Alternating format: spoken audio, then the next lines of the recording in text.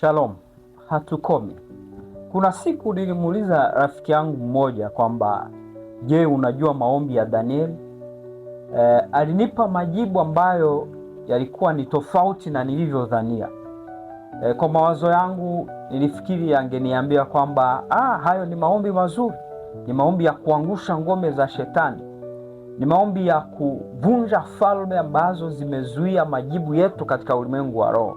Nilitegemea majibu yanayofanana na hayo. Sasa tulivyoongea, ilibidi sasa nirudi katika kitabu cha Danieli sura ya 10. Kuna mambo matatu ambayo niliona ambayo ningeweza kushirikiana na wewe. Jambo la kwanza ni kwamba Biblia haisemi kwamba Danieli alipanga kufunga siku 21. Jambo la pili ni kwamba siku ile ambayo Danieli alianza kuomba, Mungu aliachilia majibu yake. Jambo lingine ambalo linatokana na ufahamu wangu, sidhani kama Danieli angeendelea kuomba kama siku hiyo hiyo ambayo alianza kuomba angepokea majibu yake. Hayo ni mawazo yangu. Sasa naelekea wapi? Nataka kutoa angalizo moja kwa ajili ya kila muombaji. Kuna watu wengi sana wanafikiri kujibiwa maombi yao au kuqualify mbele za Mungu na kuonekana kama watu ambao wamejitoa sana inatokana na wingi wa siku walizozifanya. Sasa nataka nikupe angalizo moja. Usiweke wingi wa siku kama kigezo muhimu cha kujibiwa maombi yako.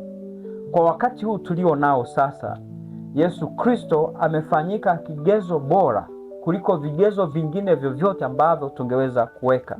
Yesu Kristo ni zaidi ya sadaka tunazozitoa, ni zaidi ya kazi tunazozifanya za Mungu kwa ajili ya ufalme, ni zaidi ya kitu kingine chochote ambacho unafikiri kingeweza kufanya utimize vigezo vya kupokea chochote kutoka kwa Mungu. Jambo la pili, ni vizuri kuchagua siku kulingana na uongozi wa Roho Mtakatifu. Roho Mtakatifu akikuongoza kufanya siku 10, siku 20 ni bora zaidi. Lakini pia usifungwe na siku. Unaweza kuamua kuomba siku 5, unaweza kuamua kuomba siku 10, unaweza kuamua kufunga siku 2 kulingana na wewe utakavyoamua. Kwa hiyo hutakiwi kufungwa na jambo lolote. Nimependa nikuachie hayo mambo ambayo naamini yatakusaidia na yatapanua ufahamu wako juu ya masuala haya ya maombi.